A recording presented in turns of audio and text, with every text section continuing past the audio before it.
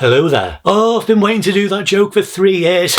You know you could have done that joke for A New Hope, right? What? Welcome to Rewind Reviews, and as you've probably guessed, we are returning to a galaxy far, far away to take a look at the movie that completed the saga, and that is Star Wars Episode 3 Revenge of the Sith. Released in 2005, the last instalment of the Star Wars prequel trilogy picks up 3 years into the galaxy-spanning Clone Wars, where Obi-Wan Kenobi pursues a new threat, all while Anakin Skywalker is lured by Chancellor Palpatine into a sinister plot to rule the galaxy. Once again, written and directed by George Lucas, the movie stars Hayden Christensen, Natalie Portman, Ewan McGregor, Ian McDiarmid, Frank Oz, Samuel L. Jackson, Jimmy Smits, Anthony Daniels, Kenny Baker, Christopher Lee, Tamara Morrison, and Matthew Wood. This is where the fun begins. Yes, we have finally made it to the end of the prequel trilogy, and let me tell you, I have been really looking forward to doing this one. Not only because I enjoy talking about these movies, but because this movie was a big deal for me as a Star Wars fan growing up. As I have said before, this was the era of Star Wars that I grew up with, and it's what I will usually think of when someone asks me about the franchise. The Star Wars prequels, despite what many think or say about them, including myself, they were still huge cinematic events, and this was the big one. This is what the prequel trilogy had been building up to. This is the bridge between the fall of the Republic and the rise of the Empire. This is the defining, most significant chapter in the Star Wars saga. After this, everything changes. At the time, all I could do was imagine what this movie would be like and how it would lead into the original trilogy. And as the release date was approaching, I was seeing teaser posters everywhere with Anakin and Darth Vader on them. I had the tie-in magazine from Total Film, which had the first official look at the live-action General Grievous, which I still have. I remember my dad showing me a few pictures from the visual dictionary for this movie, and it showed a few pictures of Anakin in the aftermath on Mustafar, which I'll admit freaked me out a little bit. I do remember that at the time, this movie getting a 12A certificate in the UK was a big deal because it was the first Star Wars movie to earn that rating. In fact, I think this might have been the first 12A I ever saw in the cinema. But nevertheless, I was so excited for this one. And in May 2005, we all finally found out what happens. The story this time around sees the galaxy engulfed in the war between the Separatists and the Republic. And as the war rages on, Jedi Master Obi-Wan Kenobi and Jedi Knight Anakin Skywalker find themselves in pursuit of enemies both old and new, including the evasive Count Dooku and the ruthless cyborg known as General Grievous. But Anakin, now haunted by nightmarish dreams of the death of his secret wife Padme Amidala and the slow manipulation and grooming of Chancellor Palpatine, the stage is set and all the pieces fall into place as the young Jedi Knight finally completes his journey to the dark side and becomes the one and only Darth Vader. In spite of some issues and shortcomings, which we will get into a little bit later on, this movie is unanimously agreed to be the best instalment of the prequel trilogy. And I'll be honest, as a kid, this is the one that I would rewatch the most. It feels so much bigger and more epic compared to a lot of the previous movies. It's much more lively and action-packed as well. In fact, there is no messing around. After the opening crawl, it dives quite literally straight into the middle of the Clone Wars. There's also less of an emphasis on the political side of the Star Wars universe, which was one of the biggest criticisms that both Phantom Menace and Attack of the Clones had. But it does show the important stuff, including how the Republic becomes the Empire. But the priority for the story this time around is on Anakin and his ultimate fall to the dark side. There is still a lot happening in this movie, with a lot of characters off on their own adventures, but the main focus is on Anakin. It does still admittedly have that kind of puppet mastery kind of feel, where events and character decisions do feel either a little bit rushed or just happening because they have to happen, including, and rather unfortunately, the actual point that Anakin turns. The build-up is really good because we get to see Anakin's fear of losing Padme and the mistrust that he feels for the Jedi Order, and you are kind of on his side because you do get it and you do understand his desperation. But it's the actual moment he turns and his subsequent actions, to me, are too quick. I honestly think that Anakin in this movie would be, I wouldn't say hesitant, but maybe a bit more conflicted about some of the actions that he takes in this. Or think back to the Tusken Raider sequence in Attack of the Clones. He finds his mother, she dies, he blames them, and he slaughters them all. Maybe if we saw that all-consuming rage come out again, I think that could have worked a little bit better for me. But that scene with the younglings, despite somehow being turned into a meme over the years, is the darkest moment in any Star Wars movie. And I don't know if Anakin is quite in that mindset during that scene. And it really did make me question how blinded Luke is in Return of the Jedi, in the belief that there's still some good in his father. And I will say, I do like the skit with Palpatine where he's on the phone to Vader and he's like, yes, and we can train the younglings up in the way of the Sith. I'm sorry, you did what? But I do think the builds up to Anakin turning and the payoff with him being Darth Vader are both really good. Revenge of the Sith is quite a fast-paced movie, but it does know when to slow down. Usually during the more intimate moments between Anakin and Padme, or when Palpatine is manipulating Anakin. The pacing is just right for me. Same with the runtime, which clocks in at around 2 hours 20 with credits. Reportedly, when this movie was in development, the runtime for it was actually closer to 4 hours, with the opening action sequence above Coruscant being a full hour all on its own. I would be curious to see that version. I mean, there is a fan edit that someone has made online that splices together both Revenge of the Sith and the final 4 episodes of the Clone Wars, which is the closest that we will ever get to seeing it. But this movie has so many deleted scenes, some of which aren't even available to watch anywhere. They got turned into levels in the tie-in video game, but that's about it. Yes, I had the game, I played the game, and I still remember the cheat code for unlimited health.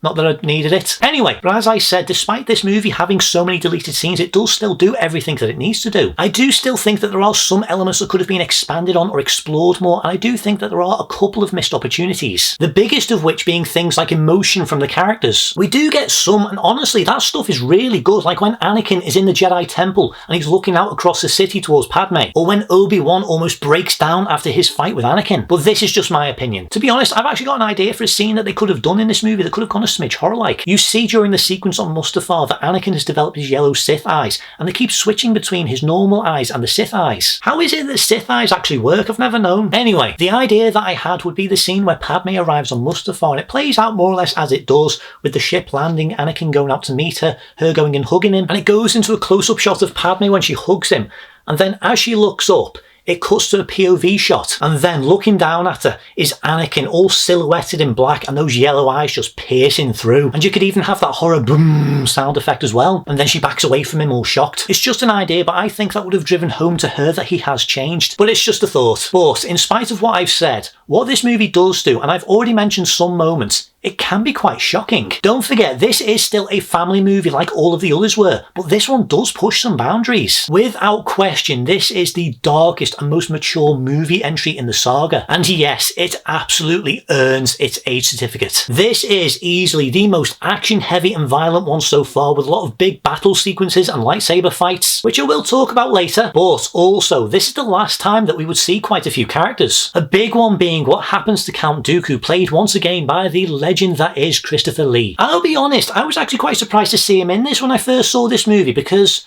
none of the marketing actually showed him. And that does kind of make sense considering that he's only in the opening sequence, which is definitely a shame, but I don't think that there could have been any more done with this character at this point. But wow, his death is nasty. Honestly, I love how this scene plays out too. After a pretty good rematch between the 3 characters, Anakin has quite literally unarmed him, and you have Palpatine to his side egging him on, and you get a bit of the Emperor voice coming through too when he says, "Do it." Then the drum in the background rises, Anakin takes his head clean off, and it all goes quiet, and it lets that moment sink in. But later on in the movie, something else happens, and it's something that we kind of knew was coming, but we didn't know how it would play out. And that's something called Order 66. It takes place just after Anakin has turned and Palpatine has been exposed as a Sith Lord, and it sees Palpatine contacting various clone troopers across the galaxy and orders them to execute Order 66. And at that moment, everything changes as the clones, who at this point in time had been nothing but allies to the Jedi, turn on them and execute them all. We get this beautifully haunting sequence where we see the Jedi confronted by the clones and brutally killed. It's one of the most powerful scenes in this movie, and for a first time view, it is quite shocking. In the Clone Wars TV series, we actually find out that all the clones are fitted with chips in their heads, and that chip overrides all previous commands, turns them into very good soldiers who follow orders, and makes them all loyal to Sidious. Honestly, and I know that some people will disagree with this, I do prefer that decision, because this as is incredibly dark, and it makes the clones feel less like characters. It's dark, it's mature, and scenes like Order 66 help drive home what the prequel trilogy actually is. The original trilogy was a classic story of good versus evil. The prequel trilogy is all about the corruption of power, and above all else,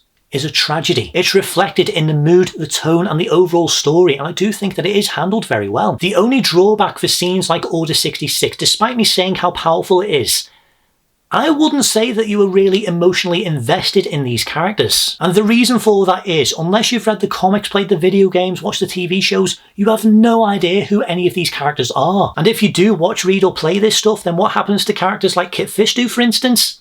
It's quite disappointing. But even as a kid, One thing that I was not disappointed by was the lightsaber action. This features the highest amount of lightsaber play of any of the films, with a grand total of 5 fights. We get the rematch between Anakin, Obi-Wan and Dooku, Obi-Wan versus Grievous, Mace Windu and the disposable Jedi against Darth Sidious, Yoda versus Sidious, and of course Anakin versus Obi-Wan. The Dooku fight, as I said, is a pretty decent fight and a big improvement to the one from Attack of the Clones. The one with Grievous I think is really fun. There's some pretty cool moments and I love that it becomes a straight up brawl at the end. That bit where Obi-Wan tries kicking him, that always makes me laugh.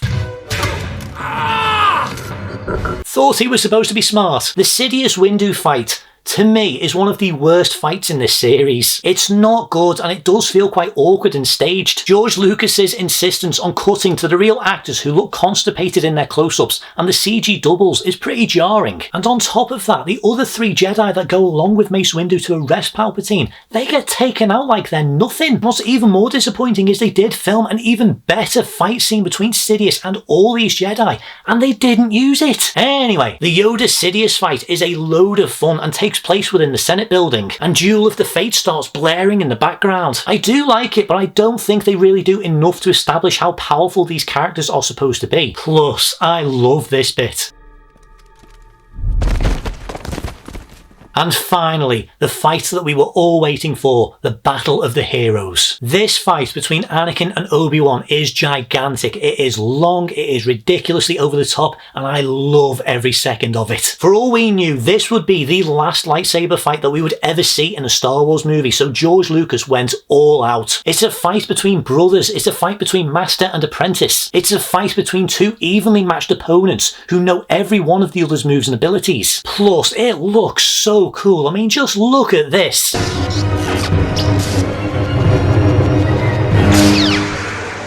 It feels like you are watching one of those fights that you hear about in legend between 2 titans that are locked in this permanent stalemate. But even with that said, you aren't too worried about what is going to happen during this fight, because unless you haven't seen the original trilogy, you know how this ends. It's a pretty dialogue-free battle sequence, which I personally don't agree with. I reckon this could have done with more back and forth between Obi-Wan and Anakin, or more emotion from them both. Then again, we get more clunky George Lucas dialogue, but I love the choreography and how it plays out, which yes, it can get ridiculously over the top, but I love how this sequence is a way of showcasing both of these characters' skill sets. Anakin is clearly the stronger of the 2 and way more aggressive, so he is almost constantly forcing Obi-Wan backwards, whereas Obi-Wan focuses more on defense and using Anakin's aggression to his advantage, throwing Anakin off balance whenever he can and finding an opening for his own attacks. He does kind of taunt him right at the end as well, implying that Anakin isn't strong enough, which is Anakin's ultimate downfall. It is an incredible scene with an iconic finale, and yes, young me watching this movie on the cinema for the first time, watching Anakin Skywalker getting burnt to near death,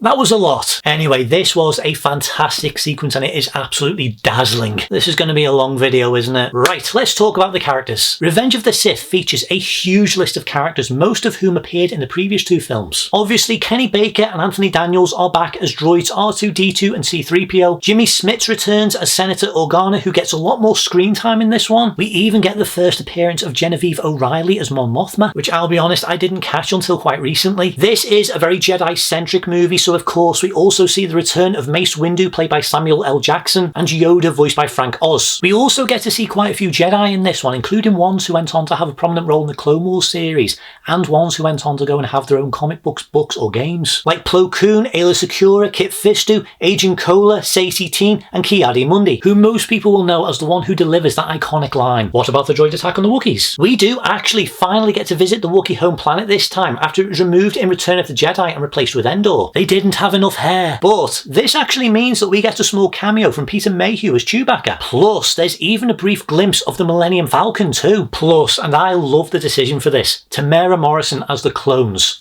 All of them. The clones are nowhere near as developed or fleshed out as they are in the Filoni Clone Wars series, but they are cool and they have some really awesome looking armour and designs. The only clone that gets anything that stands out is Commander Cody, and I think he's the only clone in this movie that gets named. And we do get a bit of back and forth between him and Obi-Wan, but that's really it. For all my complaints about the clunky dialogue in this movie, some of the banter is actually quite funny, especially between Anakin and Obi-Wan. Speaking of Obi-Wan Kenobi, he is once again played by Ewan McGregor, who is unanimously agree to be one of the best aspects of this trilogy, and I feel his performance in this was his strongest as this character up until the miniseries. He does unfortunately fall foul to the problems that plague everyone in the prequel trilogy, like clunky dialogue, flat deliveries brought on by ADR, and the overall direction. But I honestly can't say that Ewan doesn't do his best with what he has. He is absolutely brilliant in this role, and I love how he's able to both echo Alec Guinness's older Obi-Wan and also find his own way of making the role his own. And that also extends to two very famous words that Ewan McGregor says in this movie that everyone seems to forget that Alec Guinness said first.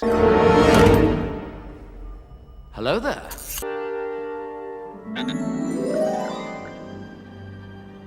Hello there. Why that's turned into a meme, I have absolutely no idea. The other thing that helps Ewan stand out in this movie is the physical side. This is a very physically demanding movie with lots of fight scenes and choreography that he's got to learn and train for, including one giant fight that took months to rehearse between Obi-Wan and Grievous's bodyguards that ended up getting cut, and I feel a bit sorry for him about that. He is absolutely brilliant in both the fight sequences and the more emotional moments as well. I love his version of Obi-Wan and how he's changed across the three movies, and I'm so glad that he was cast. But when it comes to Natalie Portman as Padme Amidala, I am a bit conflicted. If you have seen anything with Natalie Portman in, you know how good an actress she is. And in terms of her casting, I think she was a brilliant choice. But like Ewan McGregor and the rest of the cast, the direction, the dialogue and the ADR does go against her performance as Padme. And I don't know if it's just me, but Padme does feel a little bit different in this one compared to her previous appearances. But maybe it's just because we're seeing a different side to her. Also, we don't get to see too much of the Senate this time around, which she was always a prominent part of. But what I will say is that I think that her performance in this movie is a big improvement on last time, and I do like a lot of her scenes with Anakin. I believe Padme originally was meant to have a much bigger, much more prominent role in this story, because apparently in the original version of this story, she was supposed to be one of the people that helped set up the Rebel Alliance. And that's even foreshadowed in the Senate meeting when Palpatine establishes the Empire. Her headpiece in that scene is the same shape as the Rebel symbol. But nope, all of that was cut and she dies of a broken heart in one of the worst on-screen deaths I have ever seen. But I do like that she does give a small bit of hope that there is still some good in Anakin, and during the funeral, I love that we see her still holding the necklace that he gave her back in The Phantom Menace. As I said, I love Natalie Portman, I love that she was cast, but I do think that what they did with Padme in this movie specifically was disappointing. And now let's talk about Hayden Christensen. Hayden Christensen did get a lot of negative reactions when it came to his performance as Anakin Skywalker in Attack of the Clones. And while I still don't think that his performance is absolutely fantastic, in this movie, Revenge of the Sith, I think his performance has improved a lot. There is a lot riding on his shoulders in this one because he is the protagonist and his struggle between choosing his path is the driving force of the story. As I said, in terms of character, I think the build up to him becoming Darth Vader is really good. His scenes when he is Darth Vader are really good, but I do think that when it comes to Hayden Christensen's performance, he does have a lot of the same problems as everyone else, like lackluster ADR and direction. I do like that Hayden's natural charm and charisma are used a lot more in this, especially early on, but traces of that angsty attitude from the previous movies do make a few reappearances that do stop the rage that Anakin should have from properly coming through and preventing Vader from feeling like a genuinely terrifying force of nature. There's a bit of it during the finale, but I want to see more. But some of the stuff that I do like about Hayden as Anakin in this movie is how physically active he is, to the point where he even helped choreograph some of the fighting moves and stances for the video game. I think there are a few emotional scenes from Anakin that actually do work quite well, and I do think that Hayden's performance in those moments is good. Like when he finds out that he's going to be a father, and when he's on Mustafar and the weight of his dark deeds is on his shoulders. To be honest, I do think that some of his awkwardness that he had in the previous movies actually does work a lot better in this one because of how conflicted he is. Not in every scene, but it does work in some sequences. And I love that Hayden insisted that he get to wear the Vader costume at the end. The only thing I don't like about that scene where we do get Darth Vader in the costume for the first time, even though we get the legendary James Earl Jones coming back to provide the voice, this was, for all we knew, the last time that we would see Darth Vader on the big screen voiced by James Earl Jones. And the last line of dialogue that he delivers is that god-awful "No!" Just a primal scream or something would have worked a lot better. Anyway, as I said, I do think there are some rushed moments or elements when it comes to Anakin as a character, but Hayden's performance, while still a little bit unbalanced, I do think is much better and a big improvement. Now, it wouldn't be Star Wars without some baddies, and this one has plenty. The Trade Federation are back, but they only really have a brief appearance. They have no impact on the story, and the biggest thing that happens to them is the Darth Vader massacre. To be fair, it's a bit of a Count Dooku situation where there isn't really much more that they could do with them in this story. They're just pawns in Palpatine's game. But we do get in this movie the live-action debut of General Grievous, now voiced by Matthew Wood. Grievous is one of the most intimidating antagonists in the prequels. He's big, he's scary, his design is so cool, and his voice is way scarier than the one he had in the Genndy Tartakovsky series. I don't think that he is anywhere near as menacing as that version. In fact, for some reason in this movie, they describe him as a coward. And this is a guy who took on 5 Jedi at once and won. But even so, even with the cough, he is absolutely awesome. Here's a bit of trivia for you.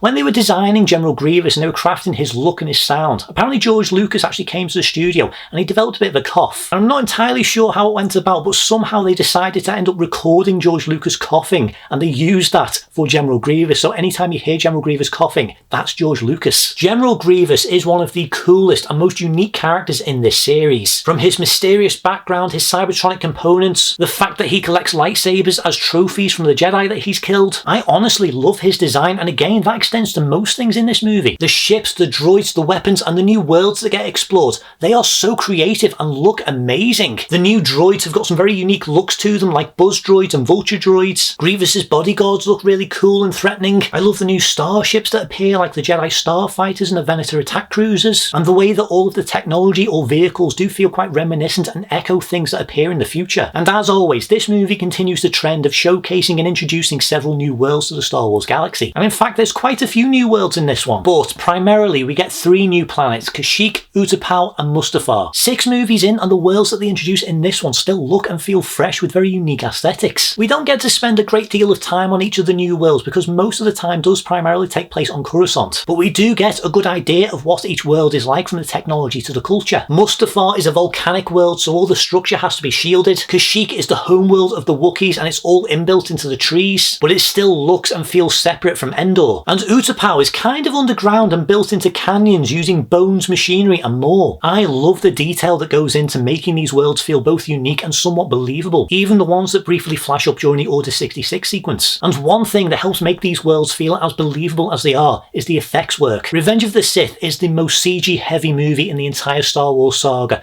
to the point where there is behind the scenes footage of George Lucas guiding the actors around these big green rooms and telling them where the doorways are going to be. They did go a bit overboard with how excessive it is, but to be honest, it does look good and mostly holds up quite well. It does still have the occasional moment where it is very obviously CGI, but it is very few and far between. The clones are a big one for me because they don't always look realistic, and for some reason their helmets, even the ones where you can still see Tamara Morrison's face, they are all CG, so it does look a little bit weird. Yoda, Grievous, and the droids all look so much better than ever before. Even the CG double heads for Dooku and Palpatine actually look better too. The green screen is way less noticeable than ever before. Plus, the way that each of the worlds look is stunning, especially Mustafar, for example, considering all the testing and experimentation that went into developing this world. I do genuinely believe that they should have gone a little bit more practical than they actually did in this one, but I can't really complain too much. Even 20 years on, the effects in this movie still look absolutely incredible, and there are so many things that they do in this movie that you could not do for real. I haven't talked about Palpatine yet, have I? Let's do that now. Without question, Ian McDiarmid as Chancellor Palpatine is one of the best parts of the prequel trilogy, and his performance is fantastic once again. He's way more prominent this time around, and we finally get to see his ultimate plan unfolding. The manipulation of the Separatists back in the Phantom Menace so that he would become Chancellor. The escalation of what eventually became the Clone Wars, forcing the Senate to give the Chancellor more executive powers back in Attack of the Clones. And now, framing the Jedi as traitors to the Republic, manipulating Anakin into his own puppet, and reframing the Republic into the Galactic Empire. He is such a slimy character, and the way he's constantly praising Anakin, saying he's the best, the most powerful, playing into his insecurities. It does make sense why Anakin would fall for it, especially when the Jedi keep trying to put him down and denying his requests, including that now infamous line, "You're on this council,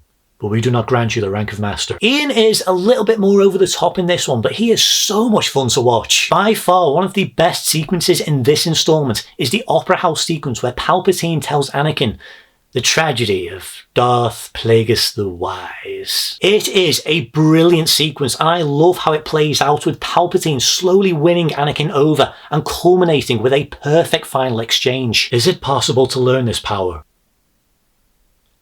Not from a Jedi. It's amazing, and even more impressive considering that both Ian McDiarmid and Hayden Christensen filmed both of their scenes separately. Visually, this movie looks absolutely stunning. In fact, I would honestly say that this is one of the best looking movies in the entire saga. And even though it is toned down a little bit from Attack of the Clones, this does still have George Lucas's flair for art and symbolic imagery. The way that the cinematography or lighting is used in certain scenes helps tell the story of what's going on inside a character's head. Anakin is often cloaked in shadows after his turn, even during his farewell with Obi-Wan. The sunset happening in the background when Anakin is in the Jedi Temple and he's looking out across the city towards Padme and he's deciding what to do next. The lava exploding in the background during the final fight, and even the creation of Vader being mirrored with the birth of Luke and Leia. It's not exactly subtle, but it is a cool touch. The sound design, as always, is a highlight, and this one is absolutely phenomenal. It's so immersive once again, with some really unique sounds and effects that they do use throughout this. Honestly, one of the best things about seeing these movies on the cinema, especially the prequel movies, is the sound design. It is so much better than just watching it on Disney Plus or with headphones. And equally incredible is John Williams' score. I promised all those years ago that I would eventually get around to talking about my favourite John Williams Star Wars soundtrack, and here we are. In my honest opinion, this is the best soundtrack in the entire saga. It reflects the tone of the movie incredibly well, having a much more darker and much more epic sound to it. But it also helps give this sense of finality. And because the story of this movie is a tragedy, the soundtrack does feel a lot more powerful and almost operatic. The soundtrack is a large part of the reason why certain sequences like Order 66, like the Battle of the Heroes, are so much more powerful and emotional. It helps give them so much more weight and makes them a lot more memorable. And as amazing as the tracks are for Order 66 and Battle of the Heroes, my favourite bit of soundtrack has got to be Anakin's Dark Deeds. It is so good. And I'll be completely honest, when I heard that track in the Clone Wars, I genuinely teared up. It made that sequence so much more powerful and effective. This soundtrack is amazing. It is beautiful, it is powerful, it is highly memorable, and I would honestly say that it is some of John Williams' best work. Overall, while not flawless, this is a really good movie and does offer a satisfying conclusion to the prequel trilogy. It definitely has its problems, like some stiff acting, occasional moments of dodgy ADR, and it still does feel like the events are being controlled, with some very big moments feeling a bit rushed. But that being said, the main plot, the effects, the sound design, the music, and the action sequences are excellent, with a lot of elements from the previous two installments being improved on. This is honestly a great movie and one that I really enjoy. It isn't the best in the saga, but I would say that it is among the better installments, and I do think that this is worth a watch. So with all that being said, my rating for Star Wars Episode 3 Revenge of the Sith is an 8 out of 10. Well, that is pretty much everything I want to say for this video, so if you have watched this video, thank you very much for watching. If you enjoy this content, please be sure to like, subscribe and hit that notification button. If you have seen Revenge of the Sith, let me know down in the comments what you think about it. Plus, if you have any suggestions for any future Rewind reviews you would like to see me do, let me know down below. But until next time, thank you very much for watching, and may the Force be with you.